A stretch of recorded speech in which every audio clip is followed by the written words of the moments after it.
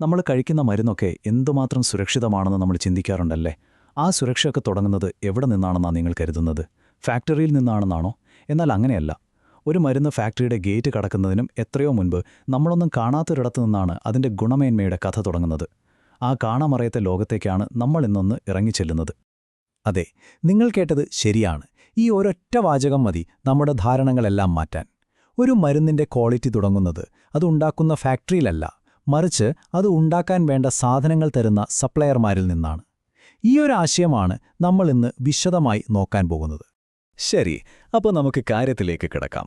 ഏതൊരു നല്ലൊരു quality management system, നമ്മൾ QMS എന്നൊക്കെ പറയില്ലേ, അതിൻ്റെയെല്ലാം ഏറ്റവും അടിസ്ഥാനപരമായ തത്വം തുടങ്ങുന്നത് ഇവിടെ നിന്നാണ്.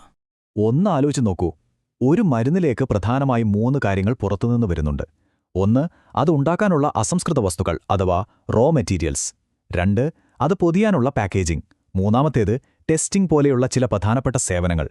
ഈ 3ഉം തരുന്നത് പുറത്തുള്ള സപ്ലയർമാരാണ്.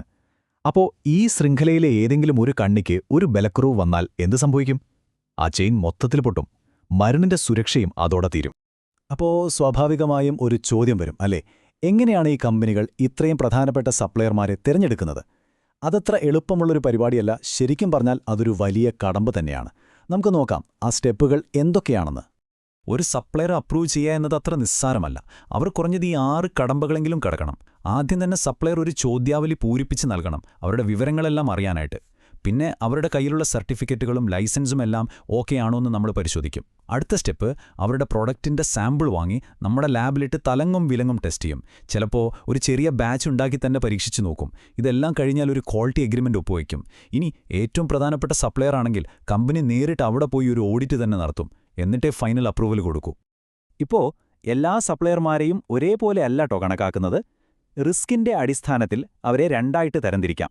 മരുന്നിലെ പ്രധാനപ്പെട്ട ഘടകം, അതായത് ആക്റ്റീവ് ഇൻഗ്രീഡിയന്റ് അഥവാ API തരുന്ന സപ്ലയർ ഒരു ക്രിട്ടിക്കൽ സപ്ലയറാണ്. അതുപോലെ മരുന്നുമായി നേരിട്ട് കോൺടാക്റ്റ് വരുന്ന പാക്കിംഗ് മെറ്റീരിയൽസ് തരുന്നവരും. ഇവരുടെ കാര്യത്തിൽ ഒരു വിട്ടുവീഴ്ചയുമില്ല, കടുത്ത മേൽനോട്ടം തന്നെ വേണം. എന്നാൽ അത്ര പ്രാധാന്യമില്ലാത്ത, ഇപ്പോൾ ഒരു പുറത്തുള്ള കാർട്ടൺ ബോക്സ് സപ്ലൈ ചെയ്യുന്ന ആൾക്ക് ഇത്രയും സ്ട്രിക്റ്റായ പരിശോധന വേണ്ടിവരില്ല, ഒരു സ്റ്റാൻഡേർഡ് ചെക്കിംഗ് മതിയാവും. ശരി, ഇപ്പോൾ ഒരു നല്ല സപ്ലയറെ കണ്ടെത്തി, ഈ പറഞ്ഞ കടമ്പകളെല്ലാം കടത്തിവിട്ടു, അപ്രൂവലും കൊടുത്തു. അപ്പോൾ എല്ലാം കഴിഞ്ഞോ? ജോലി തീർന്നോ? ഇല്ല. സത്യം പറഞ്ഞാൽ കളി തുടങ്ങുന്നതേയുള്ളൂ. ഇവിടെയാണ് ഏറ്റവും പ്രധാനപ്പെട്ട കാര്യം വരുന്നത്. ഈ സപ്ലയർ അപ്രൂവൽ എന്ന് പറയുന്നത് ഒരു വൺ ടൈം ഇവന്റ് അല്ല, ഒരിക്കൽ ചെയ്ത് മറക്കാവുന്ന ഒന്നല്ല ഇത്. മറിച്ച് അതൊരു ദീർഘകാല ബന്ധത്തിന്റെയും തുടർച്ചയായ ഒരു നിരീക്ഷണത്തിന്റെയും തുടക്കം മാത്രമാണ്. അപ്പോൾ എങ്ങനെയാണ് ഈ നിരന്തര നിരീക്ഷണം നടത്തുന്നത്? അതിന് പല വഴികളുണ്ട്. അവരുടെ പെർഫോമൻസ് ഇടയ്ക്കിടെ റിവ്യൂ ചെയ്യും. അവർ തരുന്ന സാധനങ്ങളിൽ എത്രയെണ്ണം നമുക്ക് ക്വാളിറ്റി ഇല്ലാത്തതുകൊണ്ട് റിജക്റ്റ് ചെയ്യേണ്ടി വരുന്നുണ്ട് എന്നതിൻ്റെ കണക്കെടുക്കും. എന്തെങ്കിലും കംപ്ലൈൻറ്റ് വന്നാൽ അത് വിശദമായി പരിശോധിക്കും. ഇതിനെല്ലാം ഉപരി സപ്ലയർ അവിടെ എന്തെങ്കിലും ഒരു മാറ്റം വരുത്തുന്നുണ്ടെങ്കിൽ അത് നമ്മളെ മുൻകൂട്ടി അറിയിച്ചിരിക്കണം. നമ്മുടെ അനുവാദമില്ലാതെ ഒരു മാറ്റവും വരുത്താൻ പാടില്ല. ഗവൺമെന്റ് ഏജൻസികൾ പരിശോധനയ്ക്ക് വരുമ്പോൾ അവരേറ്റവും കൂടുതൽ കുത്തിക്കുത്തി ചോദിക്കുന്നൊരു കാര്യമാണിത്: സപ്ലയർ ചേഞ്ച് കൺട്രോൾ. എന്തുകൊണ്ടാണെന്നറിയാമോ? വളരെ സിമ്പിളാണ്. സപ്ലയർ നമ്മളറിയാതെ ഒരു ചെറിയ മാറ്റം അവരുടെ പ്രോസസ്സിൽ വരുത്തിയാൽ മതി, ഒരുപക്ഷെ അത് നമ്മുടെ മരുന്നിന്റെ ക്വാളിറ്റിയെ മൊത്തത്തിൽ തകിടം മറിച്ചേക്കാം. അത് രോഗിയുടെ ജീവന് വരെ ഭീഷണിയാകാം. ഇനി ഇതൊന്നും ശരിയായി ചെയ്തില്ലെങ്കിലോ? എന്തു സംഭവിക്കും? അവിടെയാണ് പണി കിട്ടുന്നത്. ഓഡിറ്റുകളിൽ പിടിക്കപ്പെടും, ക്വാളിറ്റിയിൽ വലിയ പ്രശ്നങ്ങളുണ്ടാകും, പോക്കറ്റ് കാലിയാവുകയും ചെയ്യും. അത്തരം ചില കോമൺ തെറ്റുകൾ എന്തൊക്കെയാണെന്ന് നമുക്ക് നോക്കാം. ഓഡിറ്റുകളിൽ എപ്പോഴും ആവർത്തിക്കുന്ന ചില പിഴവുകളുണ്ട്. ക്രിട്ടിക്കൽ സപ്ലയർമാരെ ഓഡിറ്റ് ചെയ്യാതിരിക്കുക, ഒരു ഫോർമൽ ക്വാളിറ്റി എഗ്രിമെന്റ് ഇല്ലാതിരിക്കുക, പിന്നെ അവരുടെ പെർഫോമൻസ് മോണിറ്റർ ചെയ്യാൻ ഒരു സിസ്റ്റവും ഇല്ലാതിരിക്കുക. നിങ്ങൾ ശ്രദ്ധിച്ചോ? നമ്മൾ നേരത്തെ പറഞ്ഞ ഏറ്റവും അത്യാവശ്യം ചെയ്യേണ്ട കാര്യങ്ങൾ ചെയ്യാതിരിക്കുമ്പോഴാണ് ഏറ്റവും വലിയ പ്രശ്നങ്ങളുണ്ടാവുന്നത്. ഇപ്പോൾ ഇത്രയും നേരം നമ്മൾ സംസാരിച്ചതിൽ നിന്നൊരു കാര്യം വ്യക്തമാണ്. ഇതെല്ലാം കൂടി നമുക്ക് വളരെ ലളിതമായ ഒരൊറ്റ സമവാക്യത്തിലേക്ക് കൊണ്ടുവരാൻ പറ്റും. സംഭവം വളരെ സിമ്പിളാണ്. ഫാർമ ഇൻഡസ്ട്രിയിൽ സപ്ലയറുടെ ക്വാളിറ്റി ഈസ് ഈക്വൽ ടു പ്രോഡക്റ്റിന്റെ ക്വാളിറ്റി. അത്രേ ഉള്ളൂ.